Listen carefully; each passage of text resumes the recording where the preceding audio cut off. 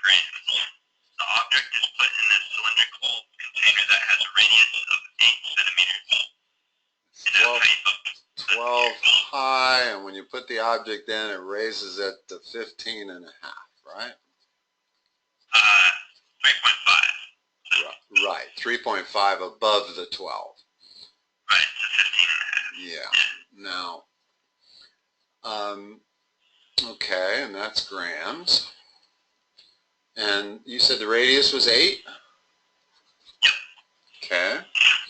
So what's the displacement of the object? How do we figure? Well, when you subtract the number of grams the object weighs from... Well, let's first of all, we got to figure out the volume of it. In other words, displacement is going to give us the volume of it. Right. Okay. And then we're going to get the density by grams per volume is density. So we need to figure out, in other words, without the thing in the water level is at 12. When we drop the thing into the water level goes up to 15 and a half. Well, we could figure out the volume of the 15 and a half cylinder and subtract out the volume of the 12 cylinder, but there's an easier way to do it. This is 3 and a half, and this is its own little cylinder. So what's the volume of that cylinder?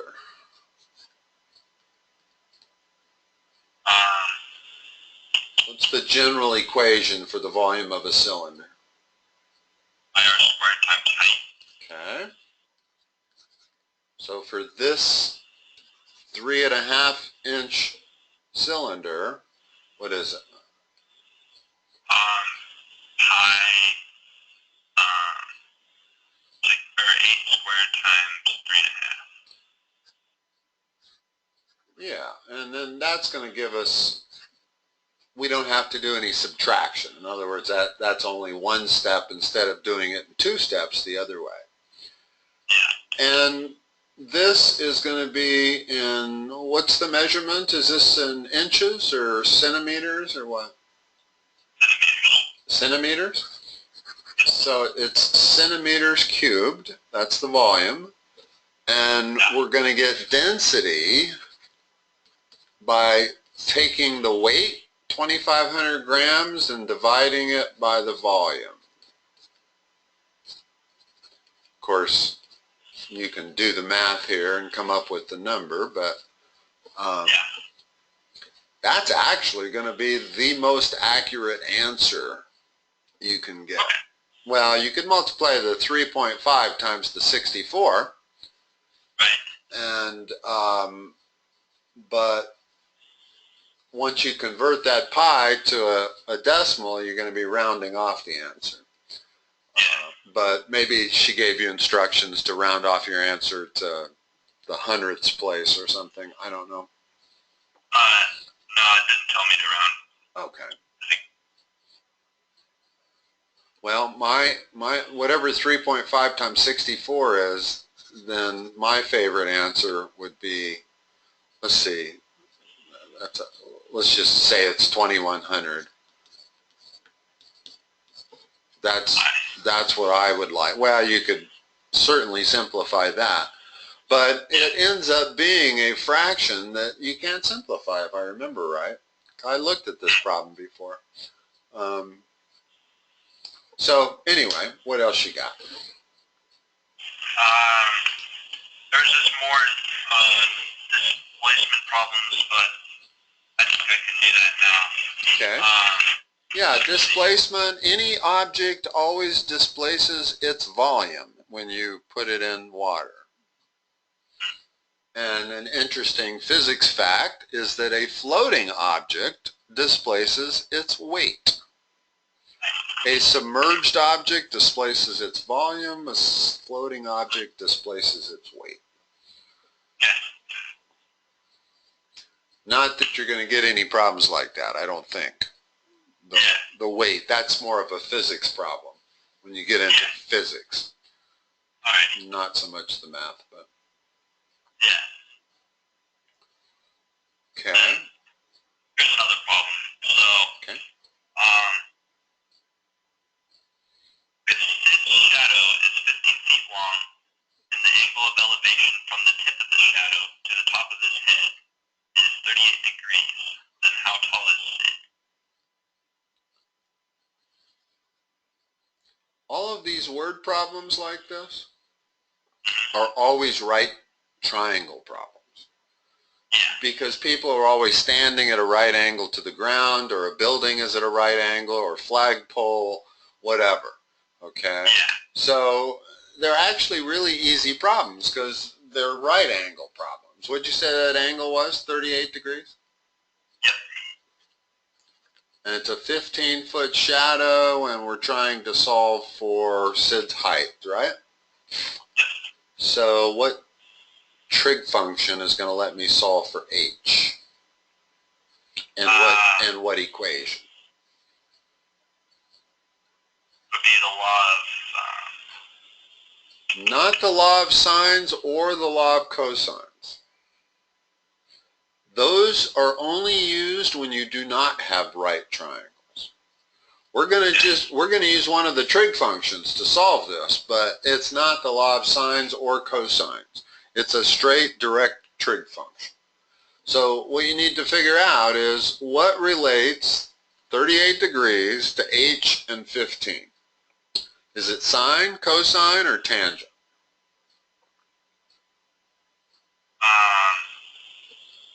Here, let's figure it out.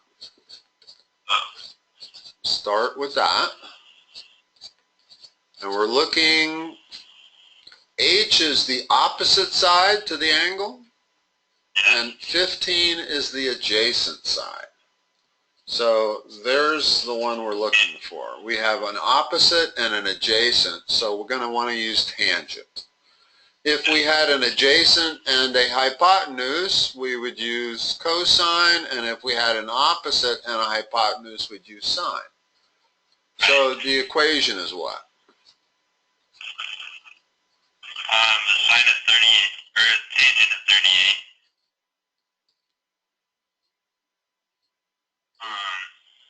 Equals what?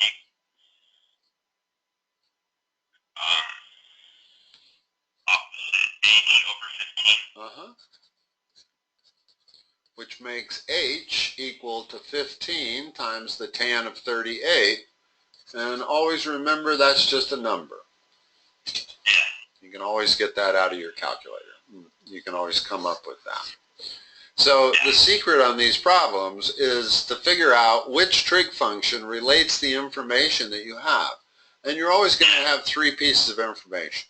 You're always going to have the angle and 2 out of the 3 sides. It's not always going to be the short sides like this, but sometimes you'll be solving for that side. If that was the problem, then I would have used cosine.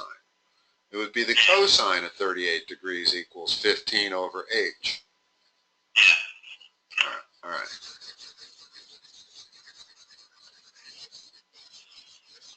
SOHCAHTOA. Remember that. All right. Let's see.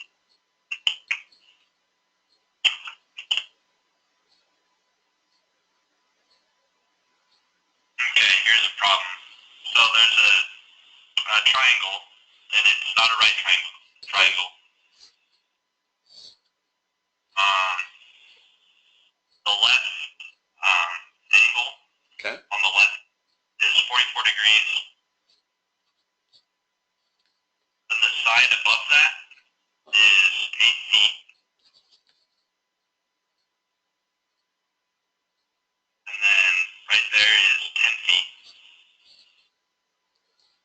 And the question is to solve for x? Yeah. Okay. Now, because this is not a right triangle, we have to use either the law of sines or the law of cosines. Right. And this is a particular kind of a triangle. We have side, angle, side. More importantly, what we don't have is an angle and an opposite side relationship. In other words, if this was 10, then I would have the 44-degree angle opposite the side that's 10, and I would use the law of sines. Okay? But we don't have that. We can't use the law of sines as the first step. We're going to have to use the law of cosines. And the only situation you use the law of cosines to start with are when you have side angle side triangles or side side side. Those are the only two. Any other type triangle, you're going to have that angle, like I said, if this side was 10 and we didn't know this side, then we're going to use the law of sines, because I could say the sine of 44 degrees is to 10 as the sine of this angle is to 8. And then I'd be able to figure out that angle. Okay, so the law of sines is what you want to use whenever you can use it, because it's simpler than the law of cosines. But it's rarely a choice. It depends on the triangle that you're trying to solve as to which one you have to use.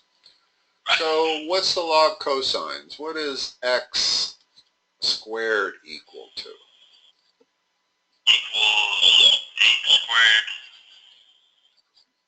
plus 10 squared minus 2 times 8 times 10 cosine of x. Cosine of what? X. Not x, but the angle that's opposite x. 44. So 44, yeah. And remember, we take trig functions of angles. We take inverse trig functions of ratios to find angles, but when we're dealing with a trig function, in other words, it's called the law of cosines because that's cosine, so this always needs to be an angle. Okay? Okay. And the only unknown is on the left side of the equation, so I'm going to take the square root of both sides to solve for x, and everything inside that radical is just a number. You can figure out what it is. Okay? And let's not go through the arithmetic here just because it takes time. I would like to go through the arithmetic on the other one they give you that is side, side, side. Merely because it's a little harder to do that, and you get to a step where you have to know what to do. So what are the dimensions? They're like 300 and stuff. They don't make it easy on you. Maybe it's not the same sheet. Do you have a problem that it's side, side, side? No. Let me make one up. I just made one up. Okay. So, and let me label it also so that we can talk about it. Okay. So, I've got to use the law of sines because once again I have 3 pieces of information, but I don't know any of these angles. So I can't even get started with the law of sines. But I can use the law of cosines and pick any side you want to start with. It does not matter which. Do you want to do 8 squared? Equals what? 6 squared plus 7 squared. Minus 2 in parentheses 6 times 7. cosine of which angle?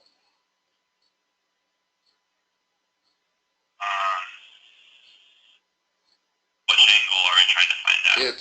It's always going to be, if you're using the law of cosines, this angle has to be the angle that's opposite that side.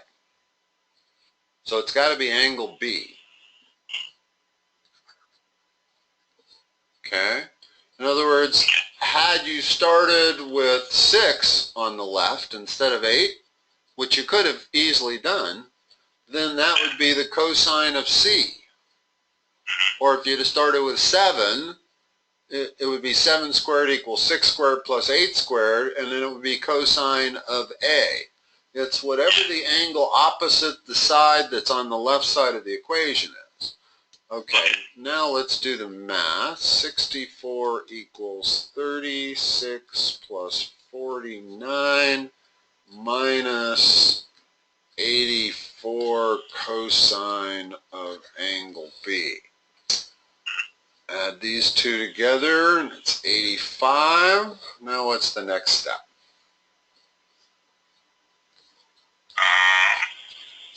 Here, let me write that 85 in there. In other words, I'm trying to solve for B, but what I first have to solve for is the cosine of B. In other words, that's that extra step. In other words, when you use the law of sine or the law of cosines on a side-side-side triangle, you're always going to come down to this step where you have to take one additional step in solving for the angle. It's not just, you're not strictly solving for the cosine of B. But let's initially solve for the cosine of B. So how do I isolate that? Divide by cosine of B. No. Get rid of everything else that's on that side of the equation that is not cosine B. So I'm going to subtract 85 from both sides.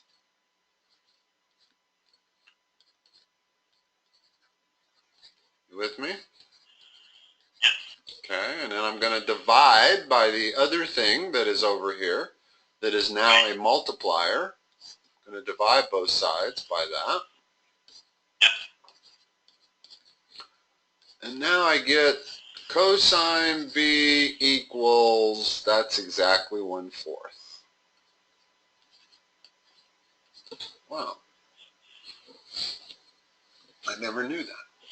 The 6, 7, 8 triangle produced exactly the cosine of B equal to exactly 1/4. So now how do I get B? In other words, I've solved for the cosine of B, but I'm looking for angle B. Remember? I forgot was it called, the inverse cosine? Yeah, and remember this, that you take trig functions of angles to get ratios. We just got the ratio 1/4, okay? But you take inverse cosines or trig functions of ratios to get angles.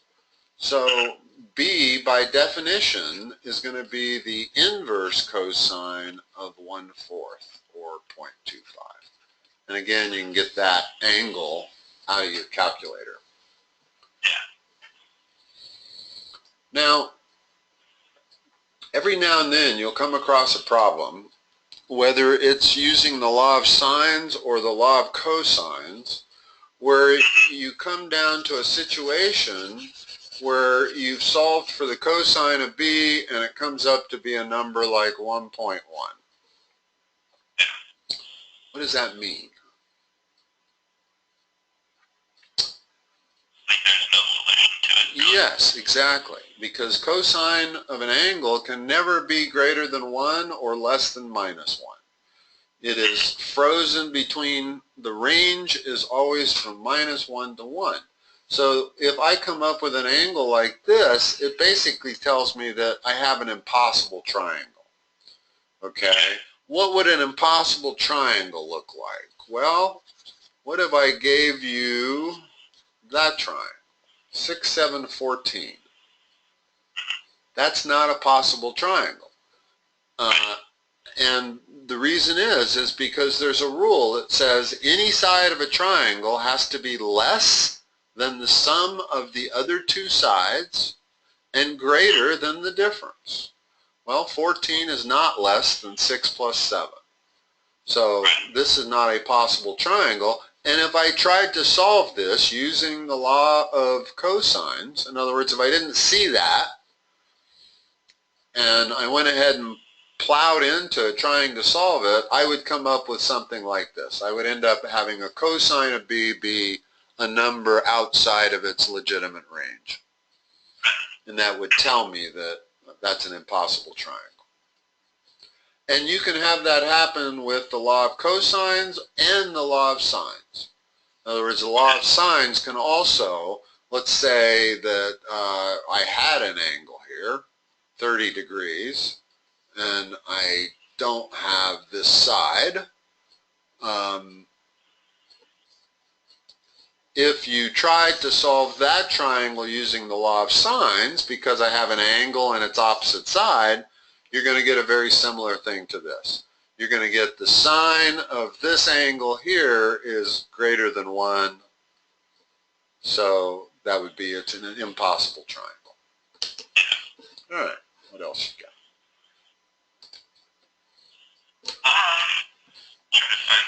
You are my final student of the semester. Congratulations. I always tell that to every semester.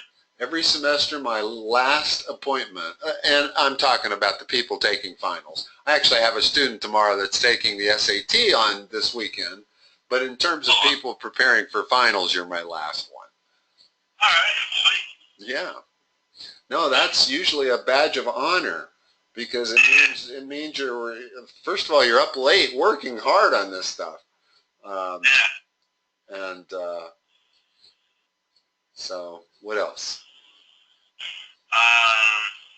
Here's one. Eddie, who is 6 feet tall, is standing at the bottom of a cliff, which is casting a 72-foot shadow. If Eddie's shadow is 10 feet long, how tall is the cliff? So there's the shadow of the cliff. Yep. And Eddie is 6 feet tall. Yep. So he's casting a shadow that's along the same, in other words, that line's parallel to that line. And we're trying to figure out this measurement here. Yeah. What's the shadow that Eddie casts? It's 10 feet long. What can you say about those two triangles? This little triangle and then the big triangle. What are they? Similar. Yeah, because this is parallel to that. It makes all the angles the same. So now, if I label this H, Yeah. give me a ratio that allows me to solve for H. You could say 6 to 10 equal to H over 72. Yeah. And you just solve that ratio. Yeah, and notice that you do not have to cross multiply as a first step here. You merely want to multiply both sides by 72. In other words, that solves it in one step. Yeah. Whereas if you were to cross multiply, then you'd have to go back and divide by 10 right after multiplying by 10. So that, whatever that number is going to be your answer. I don't know. Do you need numbers on these? Do you have to turn this in with answers? Yeah. Oh, okay. Well, we can take it. We can take it to the end, and if you have your calculator, go ahead and come up with a number there. Yeah. 43.2. Okay.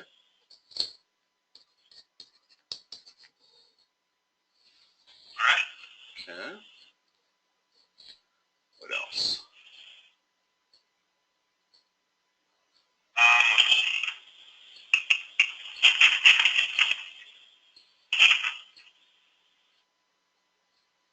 All right.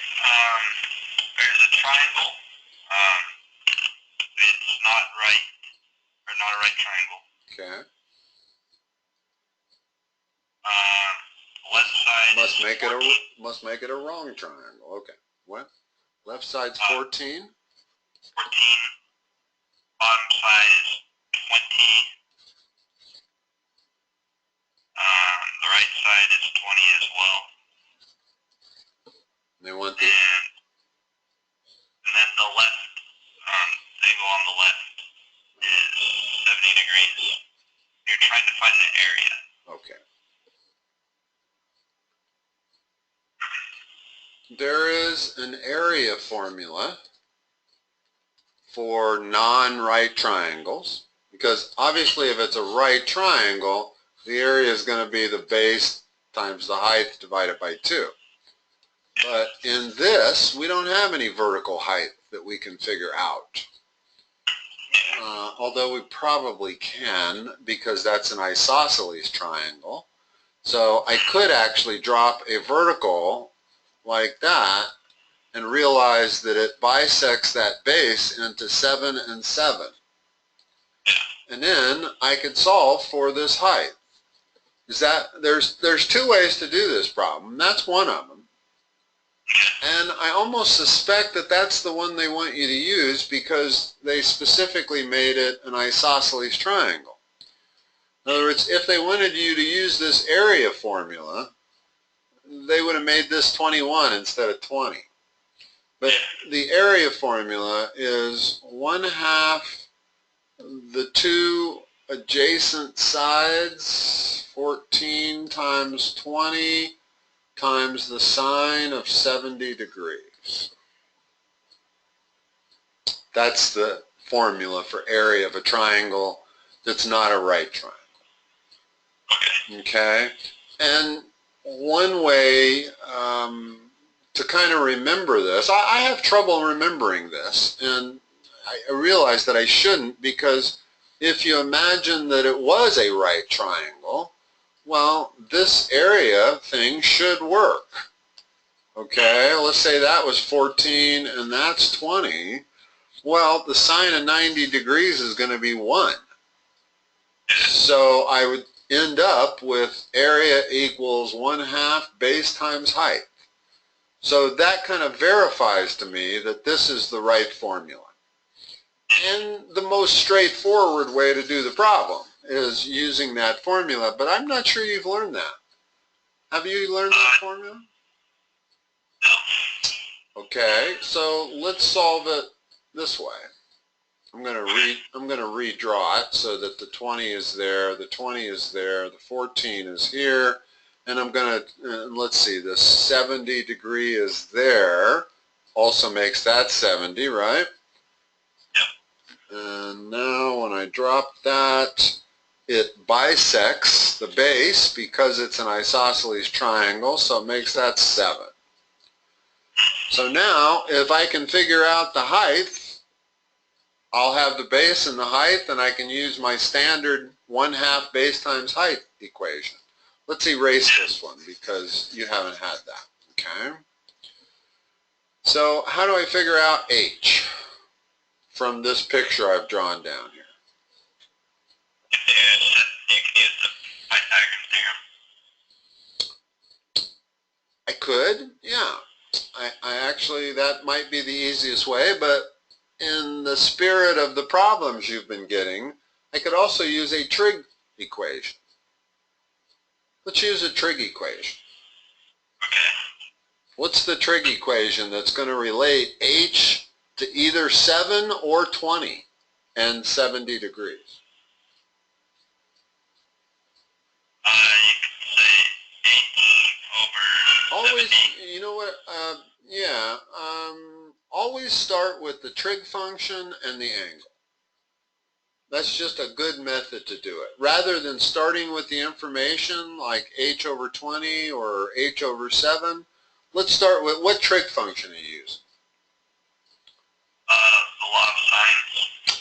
It's not the law of sines. It's, you could use the sine. In other words, the sine trig function is the sine of 70 degrees. That's what I mean. Start with that on the left side of the equation. And what's that equal to? Equals sine of 90. No.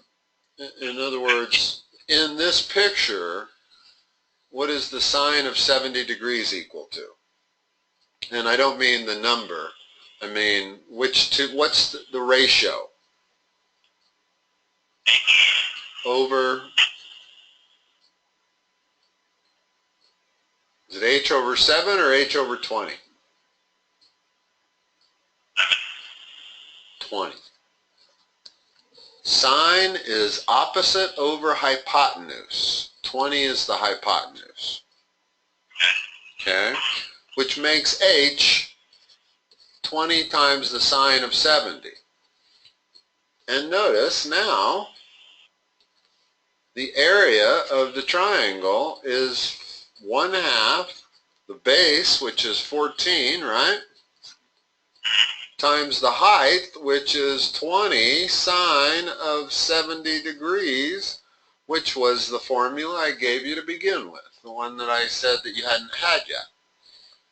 So it came out to be exactly that. And of course that formula for the area of a triangle comes from doing this analysis here.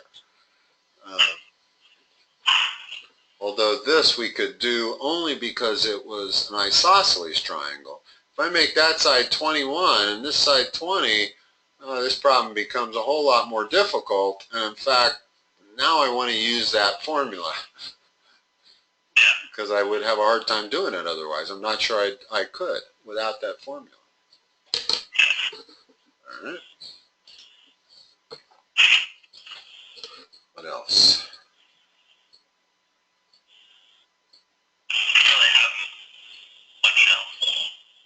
Okay. I have no problem with ending early. I'll bill your mom for whatever amount we go. You have any last questions at all? Or are you good to go completely? Let me see. Yeah. Take a look.